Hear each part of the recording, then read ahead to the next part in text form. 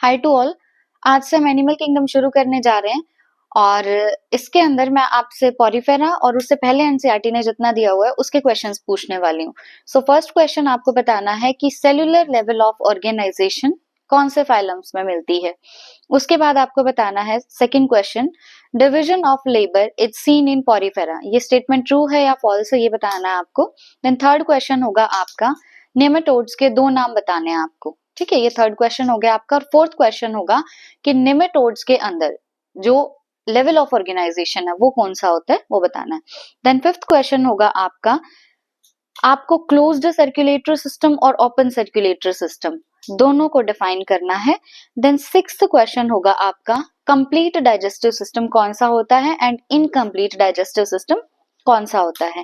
Then आपका seventh question होगा, asymmetry किस किस के अंदर प्रेजेंट होती है वो आपको बताना है। देन आपका एट्थ क्वेश्चन होगा, रेडियल सिमेट्री किसके अंदर होती है वो बताना है आपको। देन आपका नाइन्थ क्वेश्चन होगा, बायलेटरल सिमेट्री किसके अंदर होती है वो बताना है आपको। उसके बाद आपका टेंथ क्वेश्चन है, डिप्लोब्लास्टिक ऑर्गेनाइजेशन के एग्जाम्पल आपको बताने हैं and your 11th question will be triploblastic organization के examples.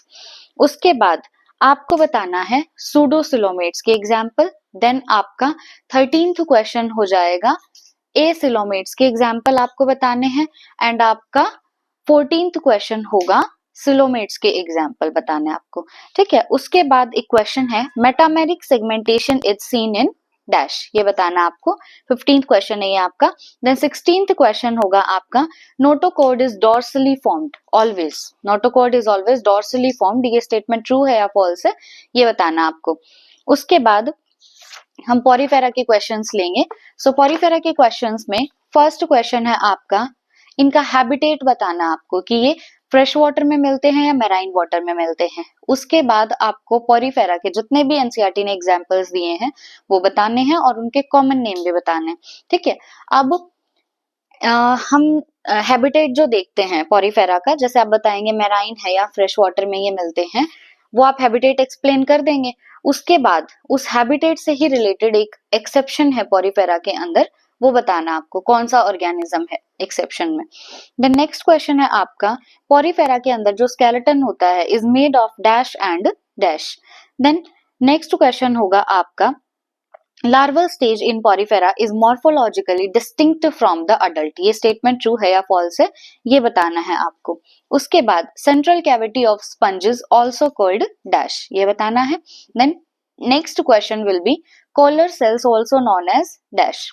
Then your next question is, sponges have a special system to get nutrients from water called as dash. Next question होगा आपका, water enter in central cavity of porifera via dash and moves out via dash. Porifera के अंदर water enter कहाँ से होता है और बाहर कहाँ से निकलता है वो आपको बताना है। ठीक है, उसके बाद dash line the spongocoel and the canals, spongocoel को और कैनाल्स को किसने लाइन करके रखा है। अब एक क्वेश्चन और है इसके अंदर, लास्ट क्वेश्चन, कि जो इनके अंदर वाटर कैनाल सिस्टम होता है उसके 3 काम दिए हुए हैं एनसीईआरटी ने, वो तीनों काम आपको बताने हैं।